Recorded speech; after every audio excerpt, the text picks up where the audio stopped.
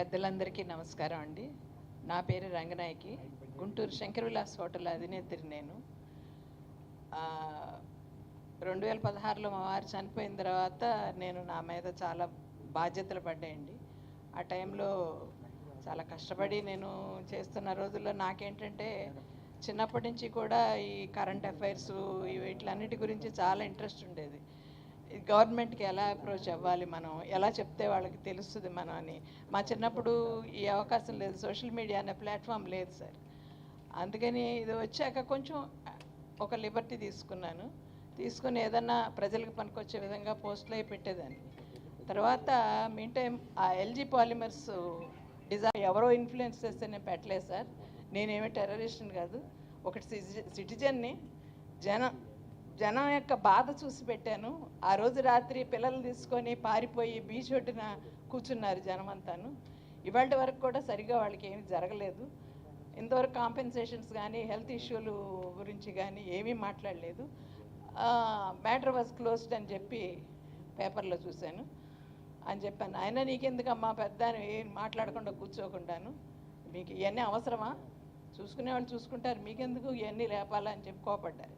తర్వాత 21st నన్ను ఆఫీస్కి రమ్మని నోటీస్ ఇచ్చి వెళ్ళారు. యాక్చువల్గా మిమ్మల్ని అరెస్ట్ చేసి మీ పాస్పోర్ట్ మేము తీసుకోవాలి, అది చేయటం లేదు, మీరు 21st రండి అని చెప్పాను అన్నారు. తర్వాత నేను రిక్వెస్ట్ చేశాను, సార్ ఇది ప్రెస్కి అది ఇవ్వద్దండి, కొంచెం అది ఫ్లేర్ అప్ అవుతుంది మ్యాటరు, పాలిమర్స్ ఇష్యూ అనేటప్పటికీ అందరూ జనం రియాక్ట్ అవుతారు, వద్దంటే ఎందుకు ఇవ్వకుండా ఉండాలి, ఇస్తాను అని చెప్పి ఇచ్చారండి. ఇచ్చిన ఒక 10-15 మినిట్స్లో టోటల్గా అంతా ఫ్లేర్ అప్ అయిపోయింది త్రూ అవుట్ ది వరల్డ్. అసలు అబ్రాడ్ నుంచి కూడా కాల్స్ వచ్చేసి నాకు తెల్లవారుజాము వరకు అనమాట. అసలు ఊపిరాడలేదు నాకైతే. ఏంటి మిస్టేక్ ఇందులో, నేషనల్ మీడియా కానీ వీళ్ళు అందరు. తర్వాత 21st వెళ్ళాను, నాతో స్టేట్మెంట్ రాయించుకున్నారు. చాలా క్రాస్ క్వశ్చనింగ్, ఇంట్రాగేషన్స్, పొలిటికల్గా ఏదైనా ఉందా అంతా అడిగారనమాట. అదేం లేదు, ఇది తప్పు అని కూడా నాకు తెలీదు, ఇది నేను తప్పని ఇవ్వట కూడా నేను అంటలేదు, నేను తప్పు చేయలేదండి అని చెప్పాను అన్నాను. అన్న తర్వాత లేటర్ దట్ నాకు రాను సొసైటీలో ఎట్లా అయిందంటే నన్ను చూస్తే భయపడుతున్నారు జనం మాట్లాడాలండి. ఈమెతో మాట్లాడితే ఏమైనా అవుతుందేమో అని. డిపార్ట్మెంటల్గా హోటల్ ఇష్యూస్ ఏవో ఉంటాయి కదండి, వాటి గురించి మాట్లాడాలన్నా కూడా నాకు కోఆపరేషన్ లేదు. ఆ టైంలోనే నా చేతుల్లోంచి ఇన్ఫ్లుయెన్స్ చేసి పొలిటికల్గా ఎంటర్ అయ్యి హోటల్ తీసేసుకున్నారండి. హోటల్ తీసేసుకుని వేరే వాళ్ళకి 10 సంవత్సరాలు లీజ్కి ఇప్పించేశారు. That's my personal issue there. కానీ ఇన్ఫ్లుయెన్స్ చేసింది ఏంటంటే లోకల్ రాజకీయ నాయకులు. దానికి నేను ఎవరికి వెళ్ళి కంప్లైంట్ ఇవ్వాలి? సిఐడీలకి ఇవ్వాలా, పోలీసులకి ఇవ్వాలా? ఎవరిని హెల్ప్ చేస్తారా? ఎవరు చేయరు సార్. నన్ను చూస్తేనే అంత దూరాన్ని నుంచుంటారనమాట. దాంతో నేను నోరు మూసుకొని వచ్చేసాను. తర్వాత లేటర్ దట్ నా పర్సనల్ లైఫ్ మొత్తం పాడైపోయింది, మొత్తం నథింగ్ ఈజ్ దేర్. నేను అసలు ఉండలేకపోయాను.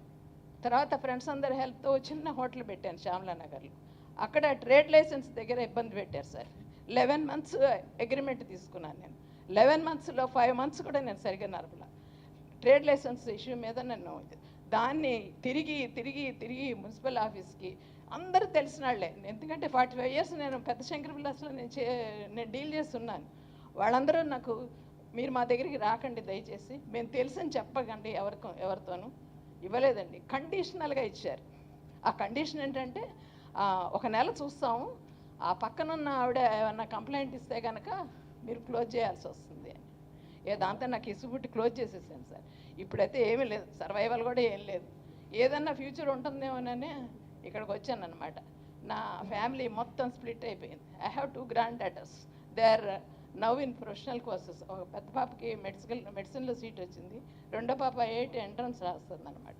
ఇప్పుడు వాళ్ళు నేను చదువుల కోసం నా కొడుకు భవిష్యత్తు నాశనం అయిపోయింది అనమాట. We don't have nothing. Hotel లేదు ఇప్పుడు ఏదన్నా నేను మళ్ళీ హైదరాబాద్లో రికవర్ అవ్వాలి. ఈ పరిస్థితుల్లో నేను అనేది ఏంటంటే, ఓటేసే వరకు మేము ఓటర్స్ అండి, తర్వాత మేము సిటిజన్స్. వ్యవస్థలో మా పట్ట వివక్ష వద్దు. ఎందుకు వివక్ష చూపిస్తారు? ఏదో మాకు ఏయో ఉంటాయి చెప్తాం, అది తప్ప నేనేమి ద్రోహం చేయటం లేదు కదా. మా అభిప్రాయాలు మీకు చెప్తే తప్పైతే దాన్ని ఎలా చేయాలి? భావ వ్యక్తీకరణ మనిషికి ఉండాలని చెప్పి ఒక పోలీసు డిఐజీ గారు అంతకుముందు చెప్పారు. ఆ భావ వ్యక్తీకరణ నేను సోషల్ మీడియాలో చేశాను. దాన్ని మీరు తప్పుగా ఎంచి నా జీవితంలో అయిపోయింది, ఎవరికి నేను కంప్లైంట్ ఇవ్వాలి? సర్వనాశనం అన్నమాట అండి. ఉంది సార్. అంటే they didn't issue me summons, number అయ్యి ఉంది హైకోర్టులో, అండ్ ఎఫ్ఐఆర్ మీద క్వాష్ పిటిషన్ వేసింది సార్. అది పరిస్థితి. ప్రస్తుతం ఏంటంటే నాకు సొసైటీలో స్థానం లేకుండా అయిపోయిందండి ఆంధ్రప్రదేశ్లో. సో నేను ఇప్పుడు ప్రస్తుతం హైదరాబాద్లో ఉంటున్నాను. ఏదైనా పెట్టుకొని కొంచెం ఆ పిల్లలు నా ఫ్యామిలీ సెటప్ చేసుకోవాలి. అసలు లిటరల్గా ఐఎమ్ అవుట్. నేను డెమోక్రసీలో మాకు కావాల్సింది ఏంటంటే మేము చెప్తుంది విని మా బాధ ఏంటి అని అర్థం చేసుకొని మా అందరి పట్ల మీ అందరూ ఒక ఆలోచన. జనం ఎందుకు తప్పు చేస్తామండి? కావాలని తప్పు చేస్తామా? మేమన్నా ద్రోహులు, మా టెర్రరిస్టులు ఏంటి? మాకు కోరికలు ఉంటాయి. మేము సొసైటీలో మేము మాకు మంచి రోడ్లు కావాలి, మంచి నీళ్లు కావాలి, మంచి ఆరోగ్యం కావాలి, మంచి చదువు కావాలి, ట్రాన్స్పోర్టేషన్ కావాలి, తక్కువ రేట్ల మీద రావాలి. ఇవేగా మేము కోరుకునేది. ఇలాంటి చిన్న చిన్నవేగా. ఇవి ద్రోహం కింద తీసుకొస్తే మేమేం చేయగలుగుతాం? మాకు రాజధాని కావాలి, ఇవన్నీ ద్రోహం, అన్నీ ద్రోహమే. అందులో వ్యవస్థలు పనిచేయాల్సిన తీరులో వ్యవస్థలు వాళ్ళు ఇన్వాల్వ్ అయ్యి, పోలీస్ కానీ, న్యాయ వ్యవస్థ కానీ, రెవెన్యూ వ్యవస్థ కానీ, ఎవరైనా కూడా వాళ్ళ బాధ్యతలు వాళ్ళు సిస్టమేటిక్గా సిస్టమ్ని నడిపించమని నేను కోరుతున్నాను sir. Policy is different from system. పాలసీని ఈ సిస్టంలో ఇంప్లిమెంట్ చేసి జనాలకి దగ్గర అవ్వండి, కానీ మమ్మల్ని ఇలా శత్రువుల్లాగా మాత్రం ప్రజల్ని చూడొద్దని కోరుతున్నానండి పోలీసు వారిని. Thank you.